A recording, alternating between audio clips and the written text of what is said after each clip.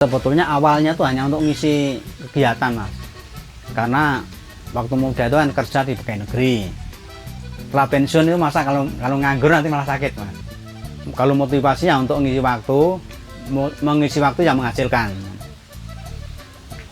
Kebetulan ada kawan-kawan yang sudah terbiasa memelihara ikan, Mas. Jadi dia ikan apapun bisa.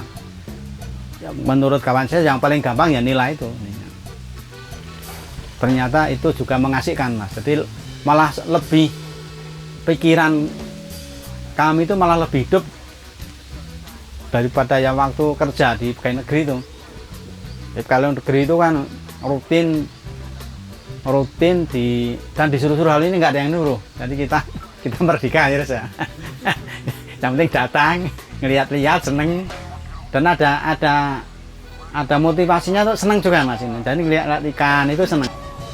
Sehingga alhamdulillah tuh malah kita jadi jarang sakit malah, Mas.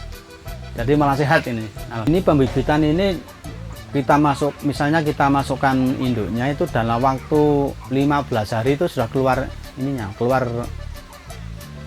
bibitnya, Mas. Tapi dengan catatan dia sudah jadi indukan. Sudah jadi indukan, kita keluarkan, kita masukkan ke kolam itu sudah mengeluarkan bibit. Jadi dalam waktu 25 hari itu sudah keluar bibit. Assalamualaikum warahmatullahi wabarakatuh. Nama saya Subarjo. Alamat di sini Senden, Kelurahan Senden, Kecamatan Ngawen, Klaten. Kegiatan kami di sini mengelola kolam yang kita isi dengan nila, pembibitan nila. Jumlahnya 5 kolam, kira-kira satu kolam itu hasilnya ya 250 sampai 300 ekor ini ya, indukan. Dan kami berdua dengan Mas Aris yang tiap hari saat pagi dan sore kita kasih makan dalam waktu kurang lebih 12 hari, kira-kira ini sudah pada bertelur dan mengeluarkan bibit. Jadi untuk nila itu tidak perlu diadakan perkawinan, tapi dibiarkan di dalam kolam itu nanti sudah mengeluarkan bibit sendiri. Nah, setelah mengeluarkan bibit itu setiap hari kita ambil. Tadi pagi dan sore kita ambil dan kita tampung di hapa yang sebelah ini yang hijau itu, ditaruh di kolam sini. Nanti dalam 1, 2, 3 hari itu sudah diambil sama yang kerjasama. Dan selama kurang lebih 25 sampai 30 hari itu harus sudah dikuras lagi, kemudian nanti dimasukkan lagi. Jadi kegiatan kami rutin dalam waktu 25 sampai 30 hari kolam dikuras dan induk dimasukkan lagi. Dan kami khusus memelihara nila, Mas, karena nila itu yang paling gampang. Kalau lele dan gurame itu kan harus dikawinkan di tempat tertentu. Kalau ini dibiarkan, ini sudah keluar sendiri bibitnya. Sebetulnya awalnya tuh hanya untuk ngisi kegiatan, Mas. Karena waktu muda itu kan kerja di pegawai negeri. Setelah pensiun itu masa kalau nganggur nanti malah sakit, Mas. Kebetulan ada kawan yang memang pakar untuk memelihara nila. Jadi sebetulnya kalau motivasinya untuk mengisi waktu yang menghasilkan. Kebetulan ada kawan-kawan yang sudah terbiasa memelihara ikan, Mas. Jadi dia ikan apapun bisa. Menurut kawan saya yang paling gampang ya nila itu. Ternyata itu juga mengasihkan, Mas. Jadi malah lebih pikiran kami itu malah lebih hidup daripada yang waktu kerja di pegawai negeri itu. Jadi kalau negeri itu kan rutin dan disuruh-suruh, hal ini nggak ada yang nyuruh. Jadi kita merdeka ya, Mas. Yang penting datang, ngelihat-lihat, seneng, dan ada motivasinya tuh senang juga Mas ini. Jadi lihat ikan itu senang ini.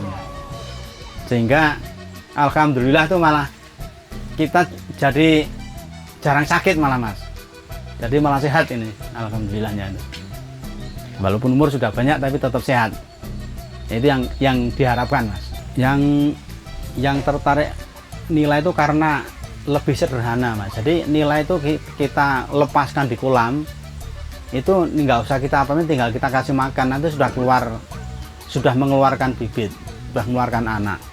Dibandingkan dengan yang lain kayak lele, gurame itu kan harus kalau lele itu harus dipisahkan, harus bikin tempat untuk bertelur. Demikian juga gurame itu katanya harus ada tempat untuk bertelur. Kalau nila itu nggak usah, dibiarkan itu sudah keluar. Dan kebetulan juga itu sudah rutin tiap bulan sudah keluar anaknya. Jadi yang kami pilih nila karena itu sederhana Mas. Bayangkan sebesar ini hanya berdua saja cukup. Sebenarnya satu orang pun cukup, kalau hanya ngasih makan, ngambilin itu cukup. Satu orang pun cukup. Beda dengan misalnya petani padi itu harus berapa orang itu. Saya kira itu Mas. Jadi lebih efisien untuk tenaga. Hanya kasih makan sama ngambil bibitnya. Kecuali waktu nguras itu memang perlu tenaga yang lain. Yang pokok sebetulnya airnya Mas. Kalau airnya itu sebenarnya seperti manusia. Kalau ternyata ikan itu walaupun dia di air, kalau airnya dingin itu dia juga gampang mati. Jadi terutama kalau musim hujan itu kita harus perhatikan karena airnya dingin Mas. Nah, kalau air dingin itu biasanya ikan banyak yang mabuk. Kalau mabuk itu biasanya gampang mati. Karena pernah satu kolam itu mati ada yang sampai 80 ekor dulu. Kita juga nggak tahu kenapa, tapi kayaknya kalau kami perhatikan karena itu dingin itu. Jadi kalau musim hujan itu kan dingin airnya. Kalau musim kemarau gini airnya hangat Mas. Jadi nilainya malah nggak ada yang mati. Kalau ini pembibitan ini misalnya kita masukkan induknya itu dalam waktu 15 hari itu sudah keluar bibitnya Mas. Tapi dengan catatan dia sudah jadi indukan. Sudah jadi indukan, kita keluarkan, kita masukkan ke kolam itu sudah mengeluarkan bibit. Jadi dalam waktu 25 hari itu sudah keluar bibit. Cuman keluarnya nggak tentu. Ada kadang-kadang banyak, kadang-kadang sedikit. Kebetulan ini sudah kerjasama dengan pihak lain, itu sudah diambilin Mas. Jadi pemasaran kita sudah nggak mikirkan lagi pemasaran, jadi sudah kerjasama. Jadi sudah apa namanya ya, sudah rutin ini. Kalau pakan itu sebetulnya kalau bikin induk ini nggak perlu banyak kasih makan Mas. Beda kalau kita membesarkan itu makanan harus banyak. Di sini itu ada 5 kolam ya. 5 kolam ini, satu kolam kira-kira isinya 250 sampai 300 ekor. Satu kolam. Itu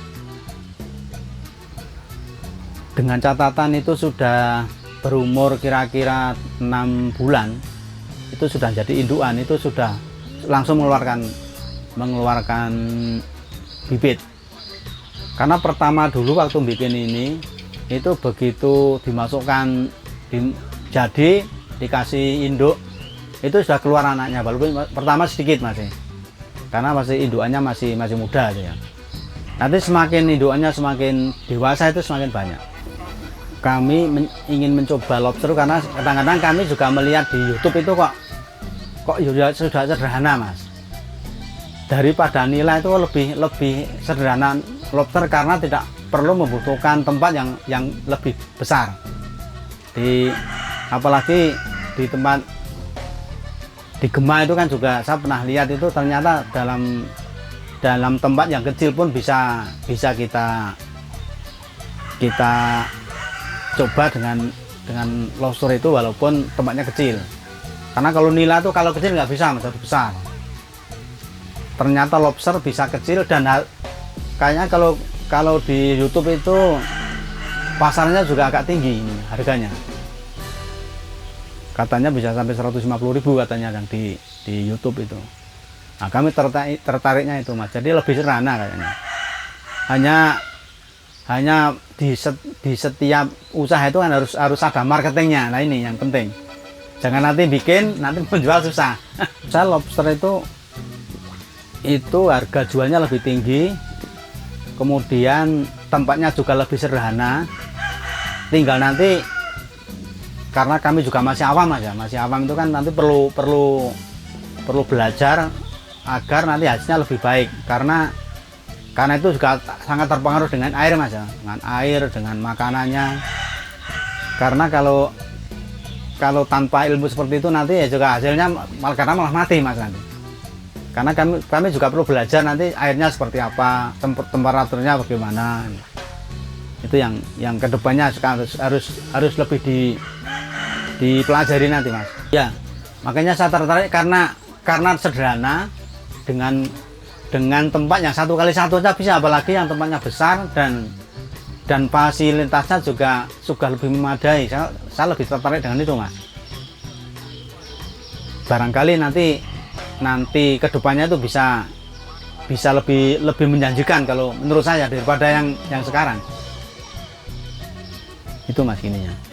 Hanya yang jadi masalah nanti pakannya Mas. Kalau besar kan makannya juga banyak. Yang perlu nanti dipikirkan itu. Terima kasih sudah melihat video ini. Mudah-mudahan bermanfaat. Jangan lupa like dan subscribe. Ayo ambil bagian menjadi 1 juta pembudidaya lobster Indonesia. Salam capit.